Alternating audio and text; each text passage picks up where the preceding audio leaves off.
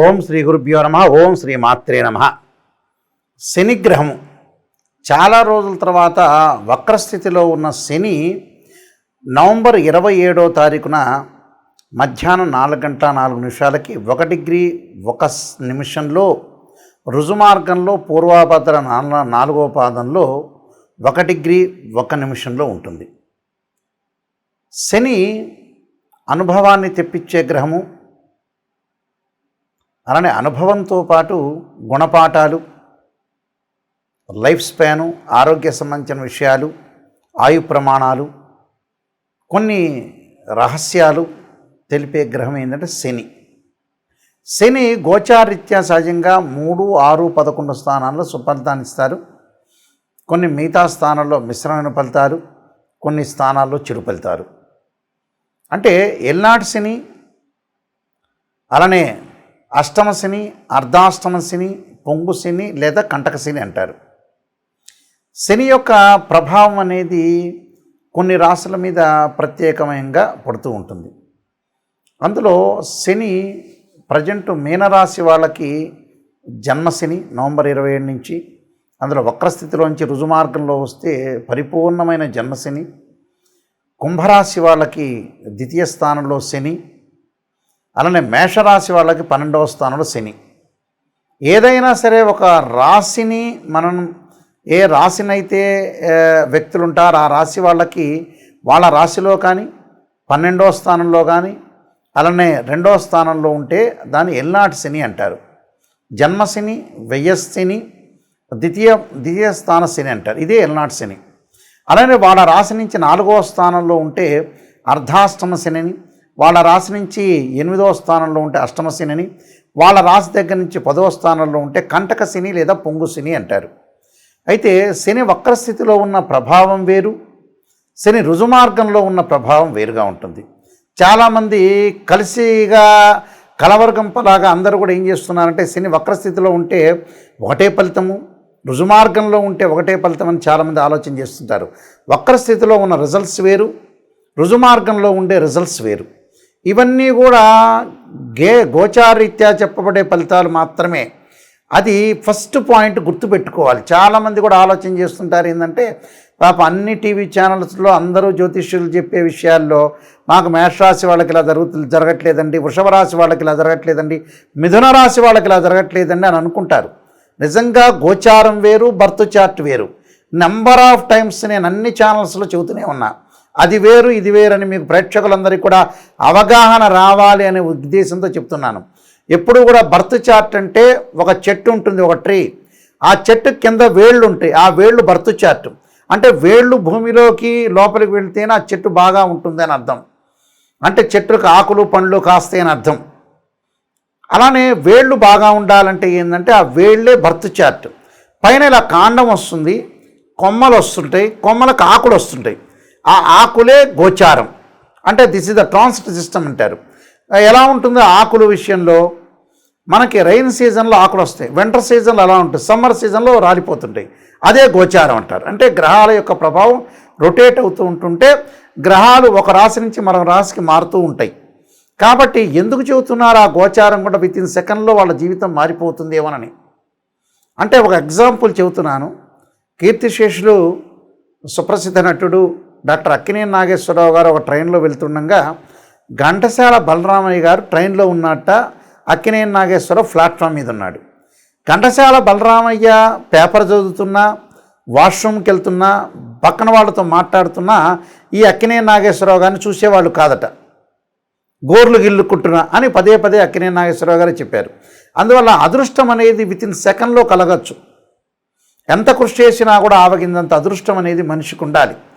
అందువల్ల ఆవగిందంత అదృష్టం ఉండేదే గోచారం అంటారు. అందువల్ల ఆ గోచారంలో శని యొక్క ప్రాధాన్యత ఏమిటి, శని వల్ల ఎలాంటి రిజల్ట్స్ రాబోతున్నాయి, రుజుమార్గంలో ఉంటే ఎవరెవరికి ఎలా మంచి చెడుల యొక్క మిశ్రమైన చెడు మంచి మిశ్రమైన ఫలితాలు ఏ విధంగా ఉంటాయో మనం ద్వాదశ రాశుల వాళ్ళకి ఏ విధంగా ఉన్నాయో ఒకసారి మనం తెలుసుకుందాం. మీనరాశి వాళ్ళకి శని రుజుమార్గంలో ఉండటం వల్ల ఎలాంటి ఫలితాలు జరుగుతాయి అంటే తేజో హానిర్ మతి భ్రంశో మరఃపీడ భయం తథా అంటారు. రోగార్థిర్ బంధువైరంచ వ్యసనం జన్మగే శనువు అంటారు. జన్మరాశి యందు ఏదైతే మీనరాశి యందు శని ఉన్నాడు, అపకీర్తి, చంచల బుద్ధి, మనోవిచారము, భయము, రోగము, బంధుమిత్రులతో విరోధ భావాలు కలగకుండా చూసుకోండి. ఆరోగ్యపరంగా శ్రద్ధ పెట్టండి. ఆరోగ్యం అనే హింట్ ఇస్తుంది. మనసు ప్రశాంతంగా ఉంటుంది. జాగ్రత్తగా వ్యవహరించండి. శరీరంలో హెచ్చు గాయాలు లేకుండా చూసుకోండి. స్థిరత్వం కోల్పోకుండా ఉండండి.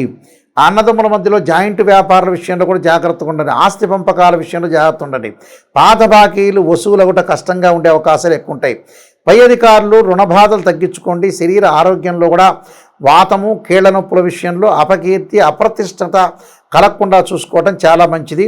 తనకంటే కింద ఉన్న వాళ్ళతో కొన్ని ఇబ్బందులు కలిగే అవకాశాలు ఎక్కువ ఉంటాయి. అంటే ప్రతి పనిని కూడా ఆచితూచి అడుగు వేయండి. ప్రతి పని విషయంలో కూడా జాగ్రత్తగా ఉండండి. లైఫ్ను లీడ్ చేసుకుంటూ ముందుకు వెళ్ళండి. ఆరోగ్యాన్ని, దీర్ఘకాలిక వ్యాధులు ఉన్నవాళ్ళు కానీ మనస్తాపం లేకుండా చూసుకొని ముందుకెళ్తే మనకి మంచి సుఫలితాలు జరిగే అవకాశాలు ఎక్కువ ఉంటాయి. కాబట్టి అశుభ ఫలితాలు రాకుండా నేను చెబుతున్నాను. భయం అనేది కలగకూడదు. ఆంజనేయ స్వామి యొక్క ఆరాధన చేయాలి. మరికొన్ని పరిహారాలు కూడా నేను చెప్పబోతే ఆ పరిహారాలు పాటించండి. చంచల బుద్ధి, కాన్సన్ట్రేషన్ చేయండి. మంచి బుద్ధి, బంధుమిత్రులతో విరోధ భావాలు కలగకుండా చూసుకోండి.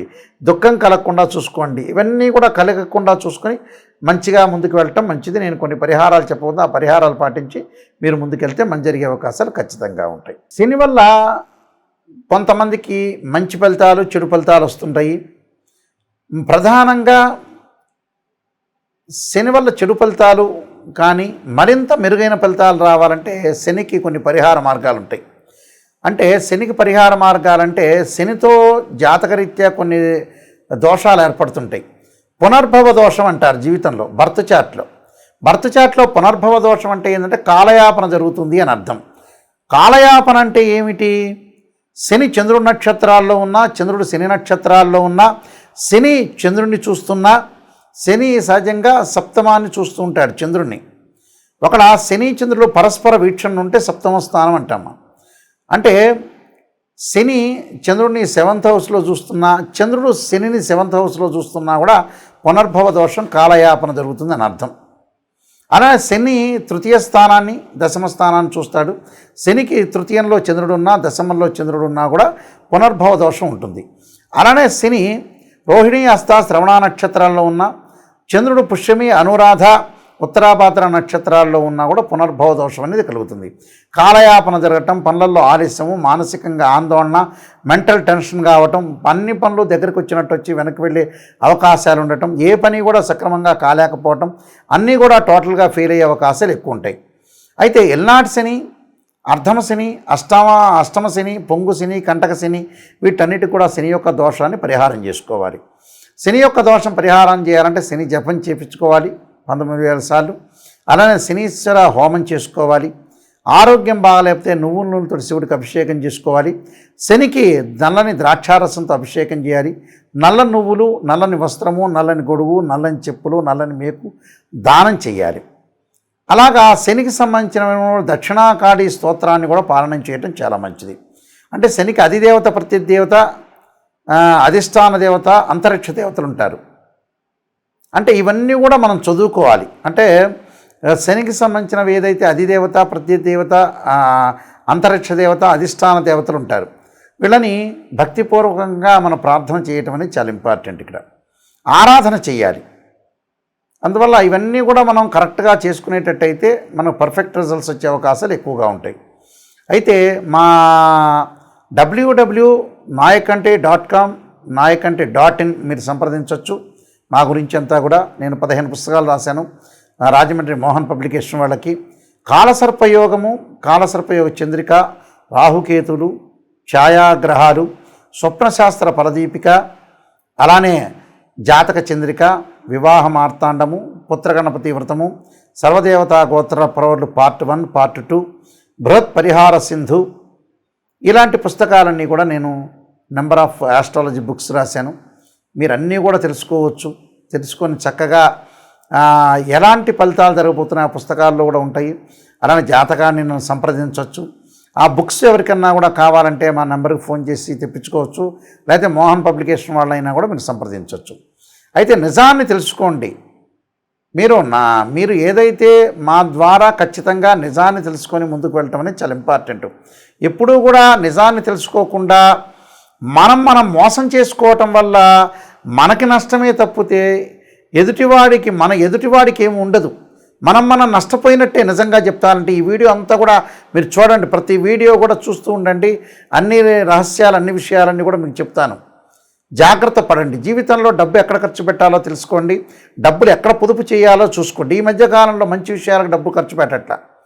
అలానే మానవుడు దిగజారిపోవడానికి కూడా కారణం అదే అవుతుంది. కాబట్టి అన్ని విషయాలు మీరు ఇంటి వాస్తు ప్రకారంగా కూడా మాకు కాల్ చేయొచ్చు. అలానే మేము మ్యాథమెటికల్ క్యాలిక్యులేషన్లో జాతకాన్ని చూస్తాము. రాశిచక్రము, నవాంశము, భావచక్రము, సప్తమాంశము, దశమాంశము, త్రింశాంశము, ఇలాంటి అంశచక్రాలు కొన్ని ఉంటాయి. యాక్చువల్గా అంటే D16 చార్ట్స్ అంటారు. దశలు, ఏ దశలు కలిసి వస్తాయి, ఏ దశలు కలిసి రావు. అలానే వైదిక astrology, KP astrology, BV Raman సంబంధించిన రిజల్ట్స్, నేనే నెంబర్ ఆఫ్ ఆస్ట్రాలజీ బుక్స్ రాశాను. తెలుగు అండ్ ఇంగ్లీష్లో కూడా మీకు లభ్యమవుతాయి. వాటికి సంప్రదించవచ్చు. మా www.nayakanti.com.in చూడొచ్చు. నా వీడియోలు కూడా మీరు చూడొచ్చు. నాయకంటి మల్లికార్జున శర్మ అని మీరు యూట్యూబ్లో కొట్టినా, గూగుల్లో కొట్టినా కూడా మీరు సెర్చ్ చేయొచ్చు. ఎందుకంటే ఎప్పుడూ కూడా ఈ మధ్యకాలంలో సరైన ఆస్ట్రాలజర్స్ దొరకట్లేదని మాకు చెబుతున్నారు. ఎందుకంటే mathematical calculation important. Open heart అంటే ఓపెన్ హార్ట్గా చెప్తాం. అంటే open heart with Nayakanti Mallikarjuna Sharma ఓపెన్గా చెప్తాము. మేము చెప్పేటప్పుడు జాతకంలో మీరు వాయిస్ రికార్డింగ్ పెట్టుకోండి. నిజంగా ఎలాంటి ఫలితాలు జరగబోతున్నాయి. గోచారం వేరు, బర్త్ చార్ట్ వేరు. గోచారం ఎప్పుడు కూడా 20% సపోర్ట్. బర్త్ చార్ట్ అనేది 80% అని పదే నీకు ప్రతి ఛానల్లో కూడా నేను చెబుతున్నాను. ఇలాంటివన్నీ కూడా మీరు అనుసరించి ముందుకు వెళ్ళండి. మా వెబ్సైట్ని మీరు చూడండి, మా బుక్స్ చదవండి, మాతో సంప్రదించండి. ఏదైనా సరే మీరు కాల్ చేసేవాళ్ళు డైరెక్ట్గా నా కాల్కే వస్తుంది. ఇది కూడా గమనించి ప్రత్యేకంగా నిజాన్ని తెలుసుకోండి. మీరు మోసం చేసుకోవద్దండి. అన్నీ కూడా నేను చెప్పిన పరిహారాలు పాటించండి. దాన్ని ప్రత్యేకంగా నిజమైన రెమెడీస్ అనేవి చెబుతాను. ఈ మధ్యకాలంలో అసత్యమైన రెమెడీస్ వస్తున్నాయి, అవన్నీ కూడా పాటించండి. వేదంలో లేదు ఆ రెమెడీస్. ఋగ్వేదం, యజుర్వేదం, సామవేద, అధర్వణ వేదాల్లో ఏదైతే రెమెడీస్ ఉన్నాయో, లాల్ కితాబ్ రెమెడీస్ నార్త్ ఇండియా నుంచి వచ్చేవి, అవి ఫలించేవి కాదు.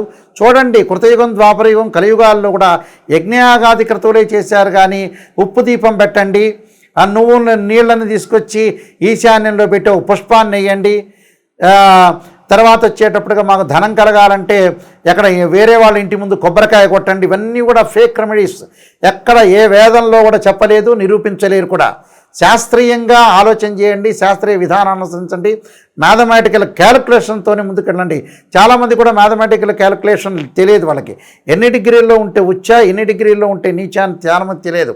అలాంటి వాళ్ళందరూ కూడా చాలామంది చెబుతున్నారు. కాబట్టి సరైన ఆస్ట్రాలజీని సంప్రదించి ముందుకెళ్తే మీకు మంచి జరుగుతుంది. మీకు శని యొక్క అనుగ్రహం ఉండాలని ఆశిస్తూ సర్వే జనా సుఖినో భవంతు.